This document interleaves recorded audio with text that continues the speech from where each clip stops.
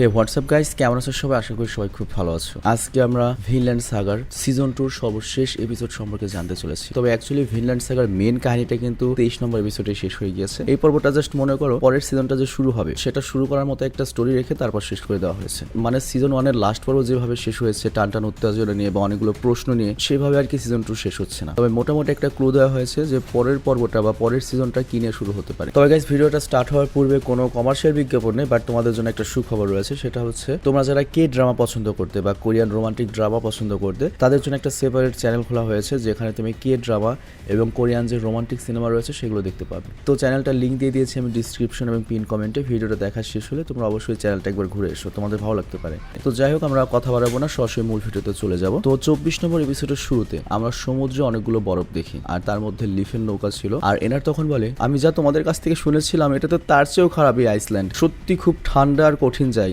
একটা গাছও নেই আর আকাশে সূর্য দেখাই যাচ্ছে না। আর এখন আমি বুঝতে পারছি বিনা জমিনের জায়গা মানেটা কি ছিল, কারণ দিন যেহেতু এখানে এত ছোট, তার মানে তুমি এখানে কোনো ফসলই ফলাতে পারবে না। আর তখন লিভ বলে, হ্যাঁ ঠান্ডার সময় এখানে দিন অনেক ছোট হয়, কিন্তু গরমের দিন মোটামুটি বড় হয়। আর যদি প্রকৃতির কন্ডিশন মোটামুটি পক্ষে থাকে তাহলে কিছু লোক এখানে ফসলাদি লাগায় আর কি। তবে সেই ফসল যে খুব একটা ভালো হয় সেরকম না, যতটুকু ফসল উৎপাদন হয় তা দিয়ে আমাদের পুরো এই আইসল্যান্ডে থাকা লোকদেরই পেট ভরতে পারে না। আর তখন এনার জিজ্ঞাসা করে, তার মানে আইসল্যান্ডের সকল লোকেরা ভেড়া বা অন্যান্য পশু পালন করে, তাই তো? তখন লিভ বলে, ব্যাপারটা এরকমও নয়, এখানে আমরা অনেক ধরনের কাজ করি, বিশেষ করে মাছ ধরার পেশাটা আমাদের সবচেয়ে বেশি আর কি পপুলার। আর পশুপালায় যে সমস্যাটা আমাদের হয়, কারণ এখানে ওরকম তো জমিন নেই যে ঘাস খাওয়াতে পারবে, তো এই জন্য বেশিরভাগ মানুষ এখানে মাছই ধরে। আর থরফিনের গ্রাম ওরকম একটা গ্রাম। আর থরফিন তখন বলে, এটা কি সত্যি? আর এনার তখন এটা শুনে বলে, সত্যি মানে? তার মানে তুমি এখানে থাকতে না আগে? থরফিন বলে, না, আমি যখন এখান থেকে গিয়েছি তখন তো আমি ছোট ছিলাম। আমি যখন এই জায়গা থেকে চলে গিয়েছি তখন আমার বয়স আনুমানিক 6 বছর ছিল। আর তখন থেকে আজ পর্যন্ত। আর তখনই থরফিন কিছুটা কনফিউজড হয়ে যায় আর একটু চমকিয়ে বলে, থামো থামো, আমার এখন বয়স কত? আমি কত বছর পর এখানে আসলাম? আর তখন বাগাইজ বলে, থরফিন, এনার আমরা গ্রামে পৌঁছে গিয়েছি। আর তারপর থরফিন তার গ্রামটা দেখে। আর থরফিন তখন বলে, আমি জানি না কেন আমার হঠাৎ করে অনেক বেশি ভয় লাগছে,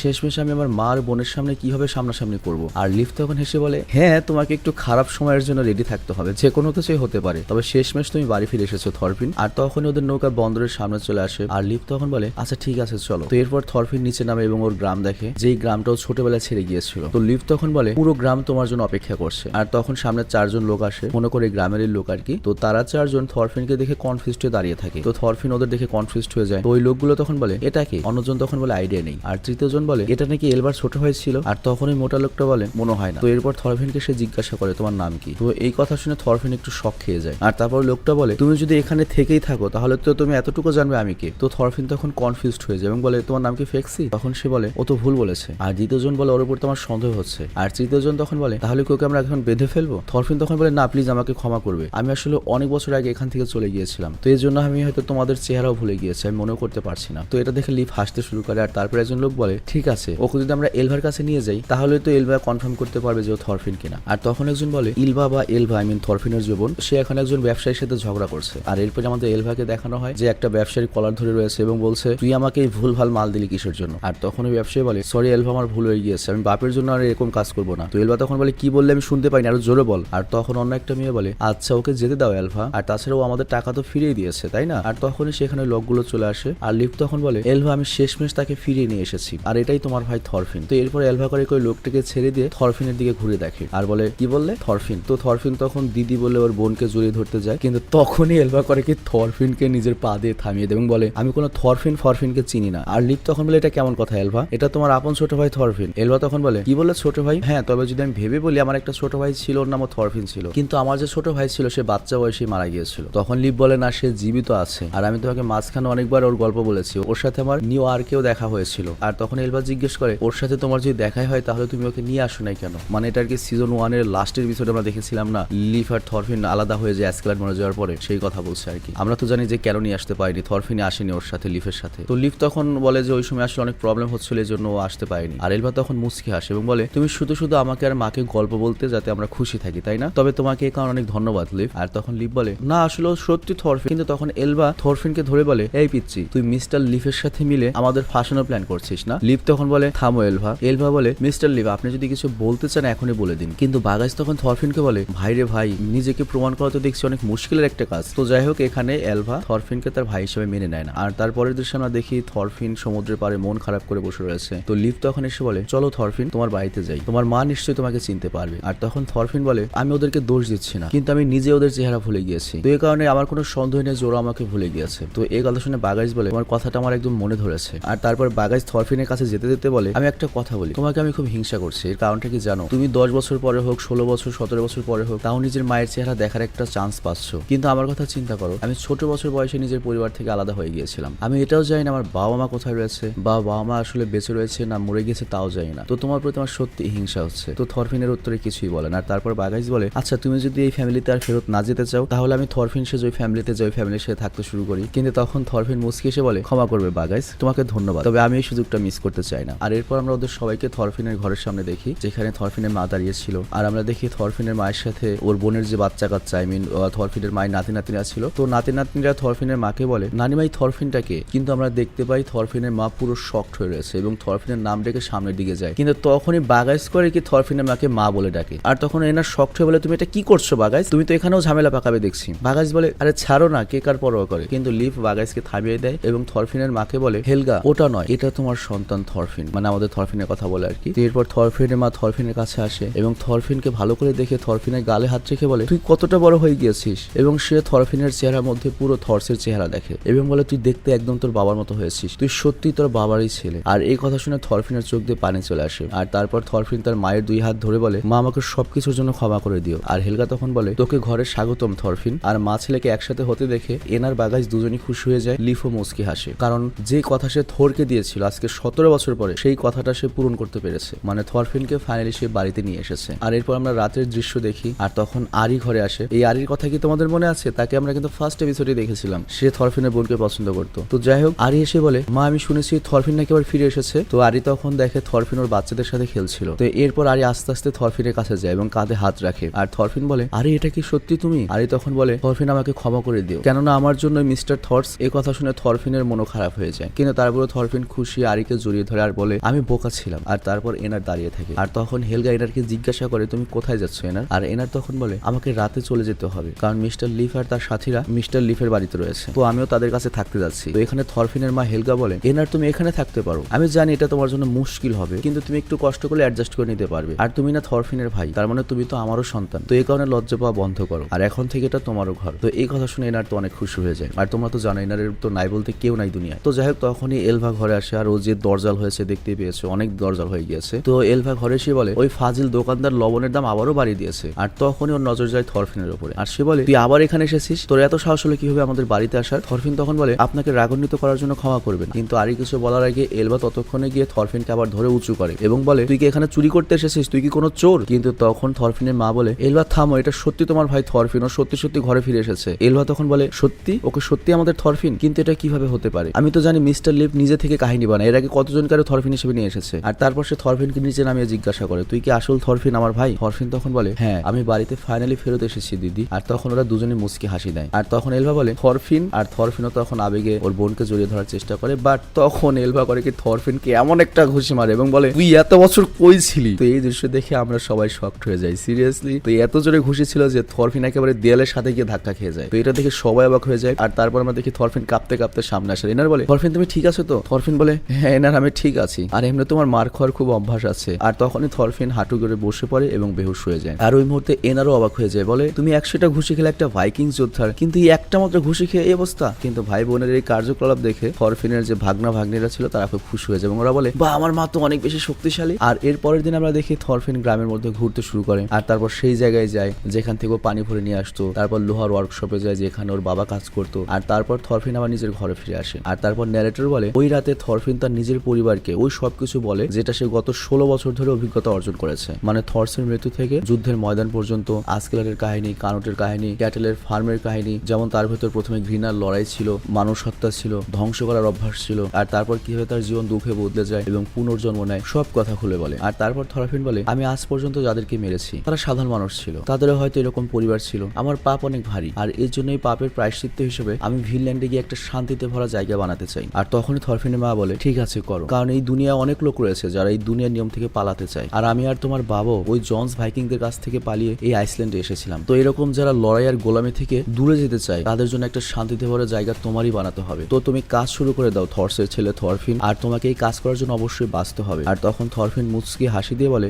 ধন্যবাদ ধন্যবাদ মা। আর তখন আরি বলে তার মানে তুমি ভিনল্যান্ডে নতুন একটা দেশ বানাতে যাচ্ছ? কিন্তু লিভ বলে হ্যাঁ আমি নিশ্চিত থরফিন এটা করতে যাচ্ছে, আর আমি ওর চোখ দেখেই বুঝতে পারছি অনেক সিরিয়াস। কিন্তু থরফিন সেখানে তো তোমার অনেক পশু নিতে হবে, এছাড়া অন্যান্য অনেক জিনিস লাগবে, আর তাছাড়া তোমার অনেকগুলো নৌকা লাগবে, এই কারণে তোমার অনেক টাকার প্রয়োজন, তো এতগুলো টাকা পাওয়া তো সহজ ব্যাপার না, তাই না? তবে এরপরে লিভ আবারও মুচকি হাসি দিয়ে বলে আমি বলতে চাচ্ছি আমার সাহায্য ছাড়া তো একদম পারবে না, তাই না? তো এই কথা শুনে আমরা যেটা বুঝতে পারি যে লিভ এই পুরো টাকাটা দেবে। তো এই কথা শুনে সবাই খুশি হয়ে যায়, থরফিন এবং এনার। আর থরফিন তখন বলে ধন্যবাদ মিস্টার লিভ। আর আরিও বলে তার মানে মিস্টার লিভ আপনি এখনো রিটায়ারমেন্ট নিচ্ছেন না? আর এলভা তখন বলে এটা কি করা এতই সহজ হবে? লিভ তখন বলে সহজ হবে না, তবে চিন্তা করো না, অনেক রাস্তা রয়েছে। আর বাগাস তখন বলে বাবা তুমি নিজের উপর এত বেশি প্রেশার দিও না। লিভ বলে না আমি প্রেশার দিচ্ছি না, তবে তুমি জানো আমি কেমন একরোখা লোক, আমি যেটা বলি ওটা করে ছাড়ি। সত্যি লিভ কিন্তু খুবই ভালো একটা মানুষ এবং খুবই একরোখা একটা লোক, ও যেটা চেয়েছে সেটা কিন্তু করে দেখিয়েছে। সে প্রায় 20 বছর আগে কথা দিয়েছিল থর্সকে, সেই কথা কিন্তু ও পালন করেছে। তো যাই হোক, এর কিছু সময় পরে আমরা দেখি থরফিন থর্সের বক্সের পাশে বসে রয়েছে, আর ওটার মধ্যে থর্সের ভাঙা তরল ছিল। তো থরফিন ওই তরলটা ওঠায়, আর তখন এলভা সেখানে আসে এবং বলে আমার বিশ্বাসই হচ্ছে না তুই সেদিন বাবার সাথে জাহাজে গিয়েছিলি। আর তারপর থরফিন বলে দিদি আমাকে ক্ষমা করবে, আমাদের বাবা সত্যি অনেক শক্তিশালী এবং ভালো একটা মানুষ ছিল, এর সাথে তিনি অনেক দয়ালুও ছিলেন, আর এর সাথে তিনি অনেক দূরদর্শীও ছিলেন, উনি যতদূর দেখেছিলেন সেটা আমি কখনোই দেখতে পাইনি। আর তারপর এলভা বলে তবে হ্যাঁ আমাদের বাবা খুব আজব একটা মানুষ ছিল। তো এই কথা শুনে দুই ভাই বোনে আবার মুচকি হাসি দেয়। আর তারপর আমরা দেখি থরফিন পাহাড়ের চূড়ায় দাঁড়িয়ে রয়েছে, আর তার সামনে ওই গোলামটার কবর ছিল যাকে আমরা সিজন 1 এর 1 নম্বর এপিসোডে দেখেছিলাম, যাকে ওর বাবা বাঁচানোর চেষ্টা করেছিল। আর তখনই সেখানে এনারা আসে এবং জিজ্ঞাসা করে এটা কার কবর। তো থরফিন তখন পুরো বিষয়টা খুলে বলে যে এটা এমন একটা লোক যাকে আমার বাবা বাঁচানোর চেষ্টা করেছিল। তো এনার তখন জিজ্ঞাসা করে সে কি কোনো গুরুত্বপূর্ণ মানুষ ছিল? থরফিন তখন বলে না, সে একজন গোলাম ছিল যে তার মাস্টারের কাছ থেকে পালিয়ে বরফের মধ্যে পড়ে মরে যাচ্ছিল, কিন্তু আমার বাবা তাকে ঘরে নিয়ে এসে প্রাণ বাঁচিয়েছিল। আর তারপর যখন ওই মাস্টারটা আসে সেই গোলামের জন্য আমার বাবা তার 8টা ভেড়া দিয়ে দিয়েছিল। তো এনার যখন শুনে যে একটা গোলামকে মুক্তি করার জন্য ওর বাবা 8টা ভেড়া দিয়েছিল, সে তো অবাক হয়ে যায়। আর তারপর এনার হেসে বলে বুঝতে পেরেছি তুমি তোমার এই ভালো স্বভাব, এই দয়ালু স্বভাবটা বাবার কাছ থেকে পেয়েছো। আর এই কথা শুনে থরফিনে মুচকি হাসি দেয়। আর তারপর ওরা দুজনেই সমুদ্রের দিকে দেখতে শুরু করে, কিন্তু তখন অনেক ঠান্ডা বাতাস বইতে শুরু করে। আর এনার তখন বলে আরে বন্ধু এখানে এত ঠান্ডা কেন? রাতে তো দেখছি এখানে আরো ঠান্ডা হয়ে যায়, আমি চলে যাচ্ছি ভাই তুমি থাকো। তো থরফিন তখন মুচকি একটা হাসি দেয়। আর এরপরও যখন সামনে দেখে তখনই কোনো একটা কিছু শব্দ শুনতে পায়, আর তখন আমরা দেখি এখানে ছোট্ট থরফিন এসেছে। আর সে বলে যে লোক এখান থেকে পালাতে চায় তারা শেষমেশ কোথায় যায়? আর ওই মুহূর্তে বড় থরফিনের কাঁধে থর্স হাত রাখে এবং বলে থরফিন এর উত্তর তুমি অনেক আগে থেকেই জানো। আর তারপর আমরা থর্স এবং থরফিনকে ফিনল্যান্ডে দেখি, আর এই শান্তি আর সবুজ ভরা জায়গা দেখে থরফিনও পুরোপুরি অবাক হয়ে যায়। আর তারপর সিন আসল দুনিয়া আসে এবং থরফিন মুচকি হাসি দেয়। আর এরপর থরফিন ওপরের আকাশ দেখে। আর এখানে একটা বিষয় না বললেই নয়, থরফিন যেই পাহাড়ের উপর দাঁড়িয়ে রয়েছে পুরো প্রকৃতিটা দেখো, জাস্ট কল্পনা করো যে ওরকম একটা জায়গায় আমরা রয়েছি, কেমন একটা ফিলিংস লাগবে। তো যাই হোক, এদিকে আমরা দেখি থরফিনের মা হেলগা আর বোন এলভা থর্সের ভাঙা তরল দেখছিল। আর থরফিনের মা তখন ওই সময়টা মনে করে যখন সে নিজে থর্সের সাথে জন্স ভাইকিং থেকে নৌকা করে পালাচ্ছিল। আর এরপর আমরা দেখি লিফকে, আর লিফও তার পূর্বের কথা মনে করছিল এবং এখানে আমরা জানতে পারি লিফও কিন্তু একসময় দুর্ধর্ষ একটা ফাইটার ছিল। আর বিশেষ করে দেখো এই লিফকে কে বলবে যে ওই সময় কত হ্যান্ডসাম একজন পার্সন ছিল লিফ। তো যাই হোক, এরপর আবার গ্রামের দৃশ্য দেখানো হয়, নৌকা রেডি হচ্ছে, হয়তো থরফিনরা বের হবে। আর তখনই আমরা দেখি এনার পেছনে তাকে এবং মুচকি হাসে, আর আমরা এক নতুন থরফিনকে দেখতে পাই, পুরো ক্লিন সেভে। ইভেন সত্যি কথা বলতে থরফিনকে এখন প্রিন্স কার্টের চেয়েও বেশি হ্যান্ডসাম লাগছে। তো থরফিনদের এখন মিশন হচ্ছে ভিনল্যান্ড কোথায় রয়েছে সেটা খুঁজে বের করা এবং সেখানে নতুন দেশ তৈরি করা। আর এখানেই সিজন 2 শেষ হয়ে যায়। তো যাই হোক, দুটো সিজন শেষ করলাম আমি। তো দুটো সিজন নিজে শেষ করার পরে যেটা বুঝলাম, অ্যাকচুয়ালি একটা এনিমি সম্পর্কে যেরকম গুজব থাকে বা যেরকম কথা থাকে এটা সব অংশে সত্যি হয় না। যেমন আমরা শুনেছিলাম ভিনল্যান্ড সাগার ফার্স্ট সিজনটা মোটামুটি সুন্দর, ইভেন 13 নম্বর পর্ব পর্যন্ত সুন্দর, তারপরে নাকি ওরকম খুব একটা ভালো না। আর সিজন 2 সম্পর্কে তো একেবারে সবাই বোরিং বলেছিল, বাট আমি সবার চয়েসকে অবশ্যই সম্মান করি, আমি বলছি না তারা ভুল ছিল। তবে আমার ব্যক্তিগত চয়েসের কথা যদি জিজ্ঞেস করা হয়, আমি বলবো সিজন 1 এর চেয়ে সিজন 2 অনেক বেশি রিয়েলিস্টিক এবং অনেক কিছু শিখিয়ে গিয়েছে আমাদের। সিরিয়াসলি সিজন 2 অনেক বেশি স্পেশাল ছিল আমার কাছে। আর ওভারঅল পুরো সিরিজটা এনজয় করেছি। এবং কি বলবো, আমি অন্যান্য যে এনিমে সিরিজ রয়েছে, আমি এই সিরিজটার সাথে আমি অন্য কোনো সিরিজের তুলনায় করতে চাই না। অন্যান্য এনিমে সিরিজগুলো হচ্ছে ফ্যান্টাসি টাইপ, ফ্যান্টাসি মানে হচ্ছে কাল্পনিক জিনিস নিয়ে, বাট অ্যাকচুয়ালি যে এই সিরিজটা, এটা একেবারে মনে করো পুরো রিয়েলিটি ভাই, অন্য লেভেলের একটা ব্যাপার। মানে আমি এখানে বলতে চাচ্ছি যে এই এনিমে সিরিজটা পুরো বাস্তবমুখী।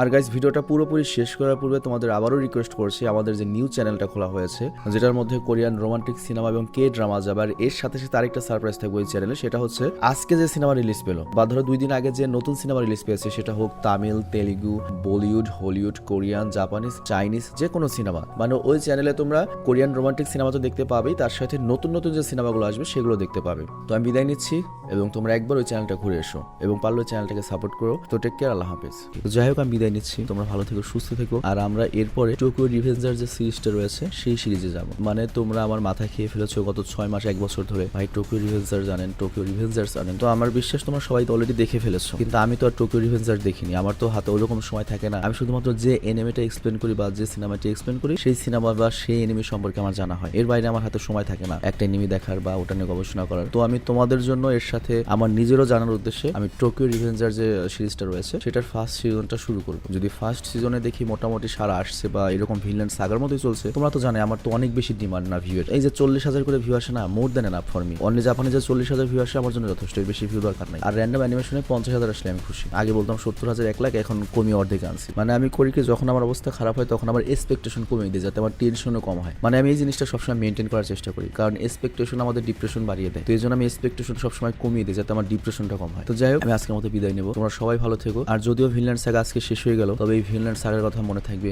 অনেক অনেক বছর। সিরিয়াসলি, যখনই কোনো ভিনল্যান্ড সাগার একটা এডিট আসবে বা একটা ভিনল্যান্ড সাগার ক্যারেক্টারের ছবি আসবে, ডাইরেক্ট আমরা বলে উঠবো, আরে এটা তো থরফিন, আরে এটা তো আসক্লাট, এটা তো এনার, এটা তো লিফ, এটা তো কানুট। মানে এরকম একটা ব্যাপার। তো যাই হোক, আমি বিদায় নিচ্ছি। ভালো থেকো, সুস্থ থেকো, টেক কেয়ার, আল্লাহ হাফিজ।